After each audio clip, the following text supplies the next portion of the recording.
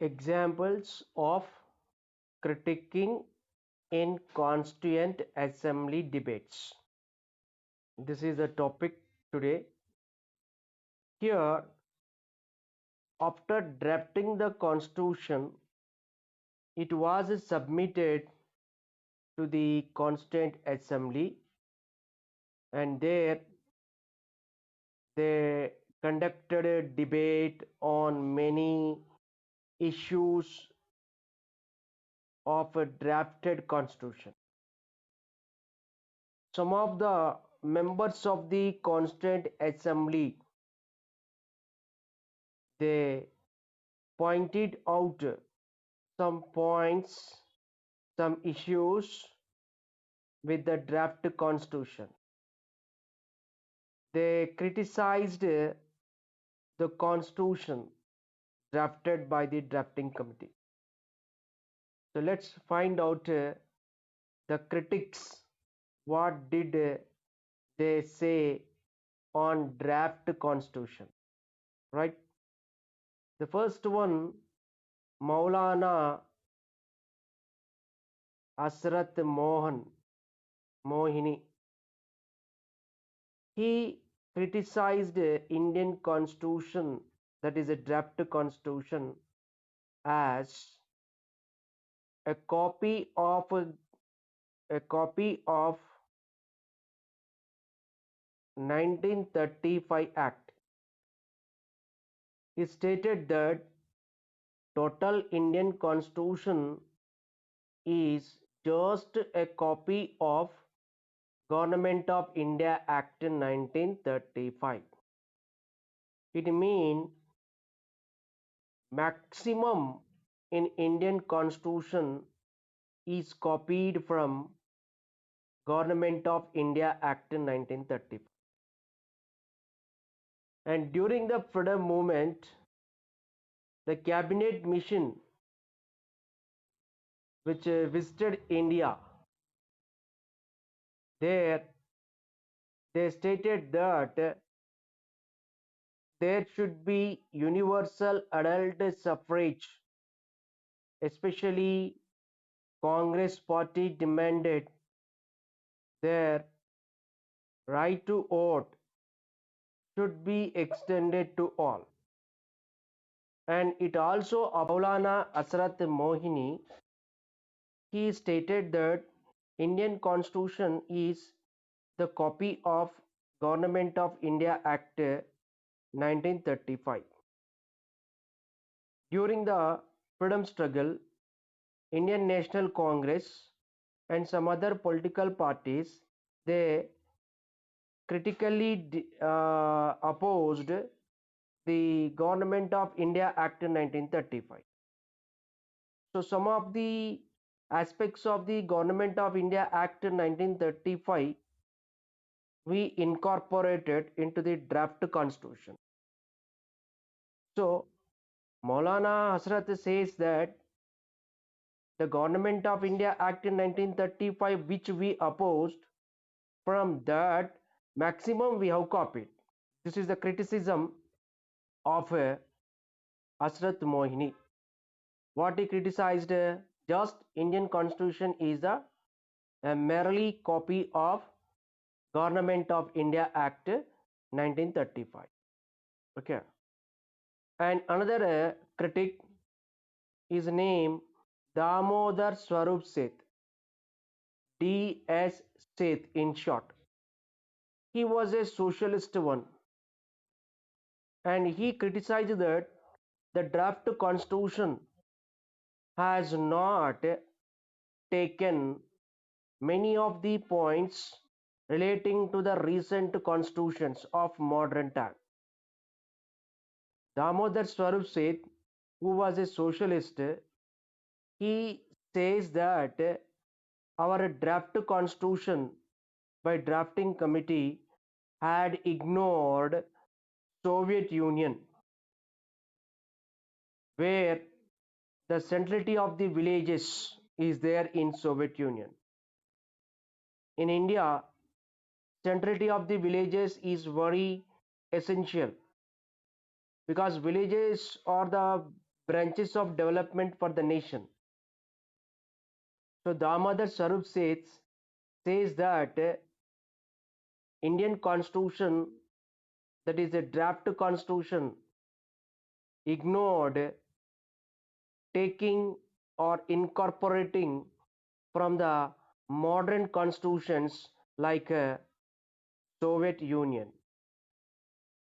And he stated that the draft constitution has ignored giving power to the villages, where villages in India are very important in the context of development.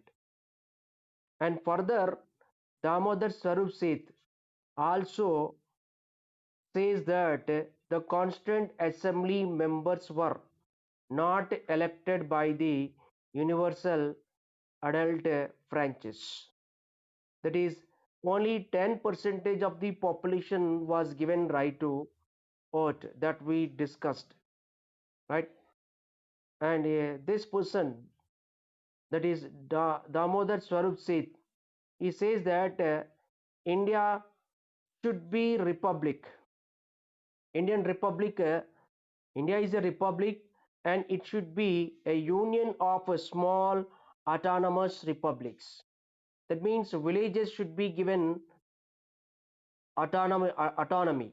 That means there should be freedom for villages to have their own rule under Indian Union. Okay, and this was the criticism.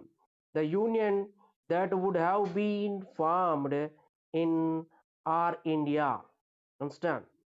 That is what you call, they Ambedkar in draft constitution focused for centralization. So here Damodar Swarup is saying that there is a centralization of villages is ignored, and much of the centralization is given for central government.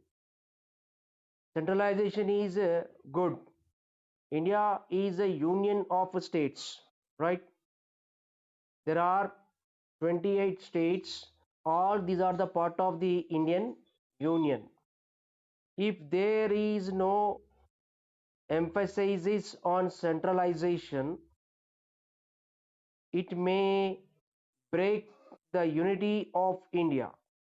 That means the states may demand for separation from Indian Union. So Ambedkar, who is a land person of law, strengthened the centralization of power. That is strengthening the central government. Understand? It is very important. Understand? Why it is important to keep unity and integrity of all the states in Indian Union. So here Damodar Swarup says that Ambedkar has focused on centralization of power. That means power is centralized. It means that power is concentrated with the central government. Okay, which is criticized by Mahatma Gandhi. Of power is focused by Dr. B.R. Ambedkar. Centralization is good to India when a critical time comes. What is by critical time? When there is a war from other nation, there the states in the union may not cooperate. So to get the cooperation from the states, and it is very essential to keep the unity of a Indian subcontinent, and to show the unity of India, there should be much power for central government. That is called centralization of power. It is useful when there is a critical time, that is in abnormal position. So for the purpose of abnormal time, the power is centralized here. But in the course of time, what will happen? this centralization of power may be exercised on the states during the normal situation also. So what happens when the power is centralized to a great extent? It leads to totalitarianism, that is fascism. Understand? In what to call Italy, we have seen. So during the freedom struggle, Indian people and the leaders of Indian National Congress opposed the totalitarianism and fascist ideals. We opposed fascism, right? Which is based on centralizing power. In fascism, power is centralized totally. That what we call totalitarianism. It was. So we opposed it all the time of our independence struggle. After getting independence, Ambedkar has focused to the centralizing the power. So it is useful, right? But in the course of time, what happens? It may lead to the what? Totalitarianism, which we opposed throughout our freedom struggle, right? So that is the criticism of Dr. Damodar Swarup Seth instead, and he says that it is the thing which leads to the fascism. Gradually, it makes the Indian government to move towards fascism. In those days, they may have given importance to the states. States are given power, sovereign power on the subjects which are what to call related to the states. That is a concurrent list, state list, central list, that what we call union list. These are the three lists. So state is given power and authority to make law on the subjects which are assigned to the state. In the last class we have discussed police, agriculture, like that. So here in the course of time, what will happen? Central government may go on removing the freedom of states. So if the states do not enjoy their sovereign authority in the fields assigned to them, it becomes what? Totalitarianism, that is fascism. So we are gradually moving towards fascism, which we opposed during the freedom struggle, right? We strongly condemned fascism.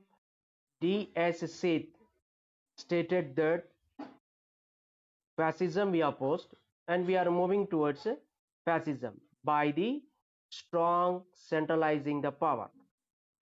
And for to overcome this fascism and totalitarianism, D.S. Seth, Damodar Swarup Seth, he stated that power should be decentralized to the greatest extent. What is mean by decentralization of the power? That means power should be divided and distributed at various levels. What in by various levels? At a village level, village administration should be given power to rule themselves. At states level, state government should be given authority under their jurisdiction, that is under their area, right? And at national level, the power is given to the union government. In this way, the power, instead of keeping totally with the union government, it is divided, distributed from union to states, states to what? Mandals, that means districts, mandals, and villages. Okay, this is called decentralization. So to great extent, we should decentralize the power to avoid leaning towards totalitarianism or fascism. This is a solution to overcome the to overcome the centralization of the power, which is the advice of the what to call D.S.A. Seth instead. So Ambedkar also taken a care here instead. What that decentralization of power is there in India, at the same time centralizing the power also there. Centralization of power works out in abnormal situation. In normal situation, there is no right to the what to call union government to remove the freedom of the states. Okay, states are given sovereign authority in the subjects enlisted in the state list, right? So this is a new method of what to call federalism brought by the Ambedkar in the draft constitution. Okay, the next another criticism we see on fundamental rights. Which one? Fundamental rights. There, context of right to equality. Right to equality is there in India, right? It is a fundamental right. Understand? So, right to equality is given to practice equality of all. It is decided to put an end to the practice of untouchability. There was untouchability in India. Understand?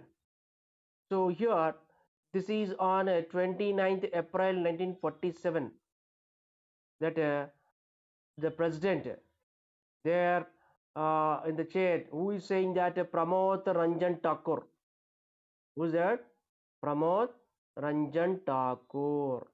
Understand? He is pointing out that the clause in the draft constitution related to the untouchability.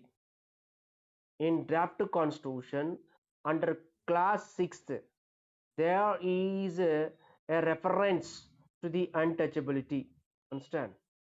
So what is there in the class 6? Untouchability in any form is abolished, and imposition of any disability is only an offense on that one. That means in any form of untouchability is there, that is taken here offense as per the clause 6. Understand? So Pramod Ranjan Thakur says that to give equality to all the people of India, we have taken the step to remove untouchability, right? So whereas untouchability may come in any form, right? We have casteism in India, and religions are many more. Indian people are divided by the religious matter, casteism, and by language. Okay.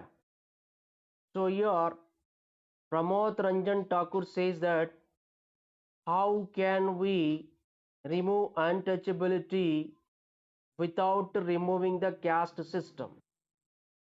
In India, people give due importance to the caste system. Brahmins are placed at the top. Okay. Shudras are placed at the bottom. So caste system is one problem for equality, right? People go with the casteism. So they may not, people of one caste may not move with other caste. As long as casteism is there in India, how can we remove untouchability? Untouchability is a symptom of the disease that is casteism. So we have to remove the word casteism, which is the root cause of untouchability. So without removing casteism, how do we remove untouchability? That is a question of Pramod Ranjan Thakur. right? In class 6th of draft constitution, it is stated untouchability in any form is abolished. Understand? It is going to be abolished. Untouchability in any form. Here it is there, right? So does caste system is not a kind of untouchability? Yes, because the people are moving with the casteism, right? So he says that casteism is the root cause for untouchability. So whether it is untouchability to be removed or casteism is to be removed, right? Untouchability is a disease from the casteism. So without removing the caste system, how do we remove untouchability? This is the question raised by Pramota Ranjan Tagore. Understand?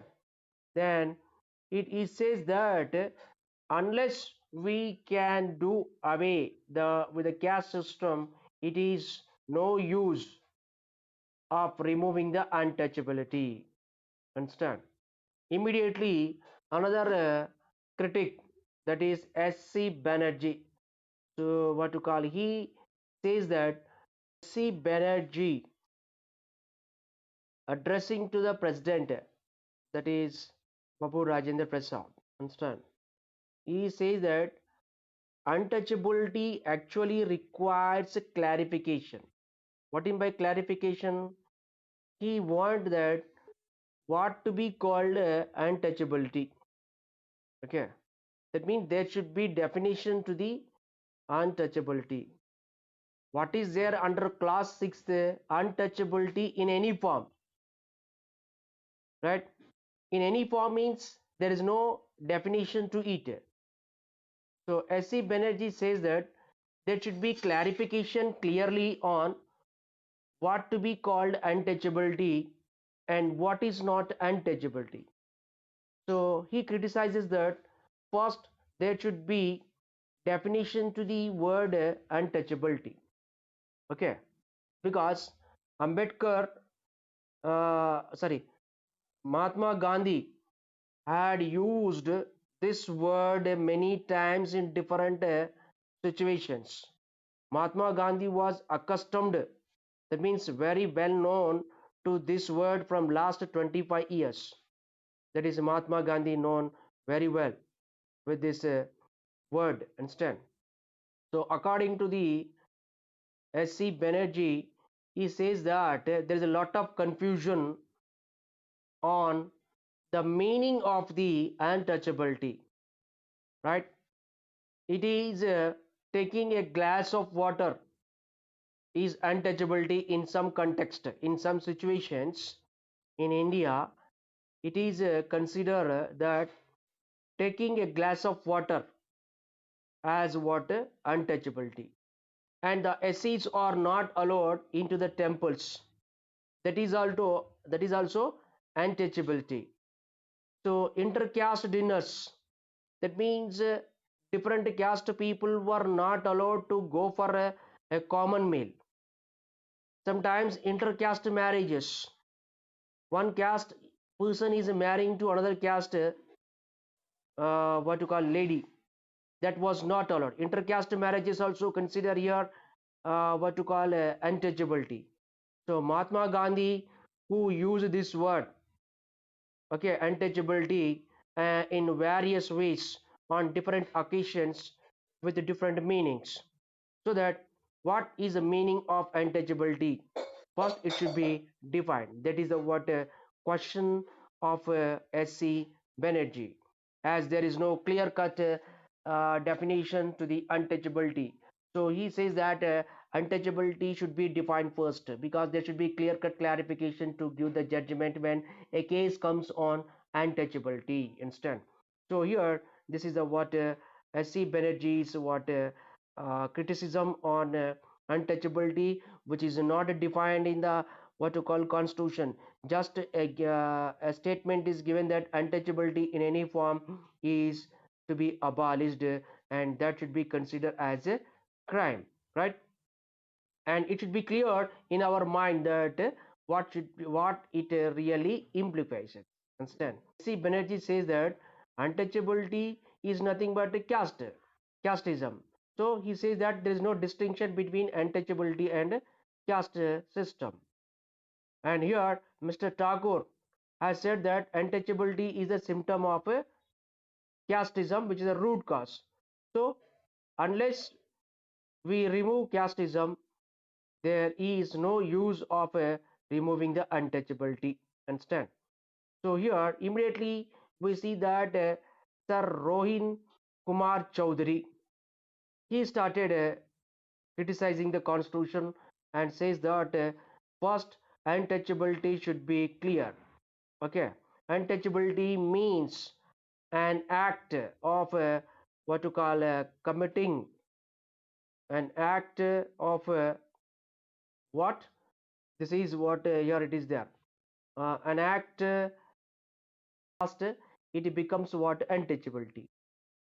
Then there K.M. Munshi, he stood up and said that I oppose this amendment, that what the amendment what they are going to do on untouchability. The definition is that is worded, and if it is accepted, then untouchability will be confined to only religion and caste. Right? In future, we may get different kinds of situations which also leads to what untouchability. Okay. So here, K.M. Munshi opposed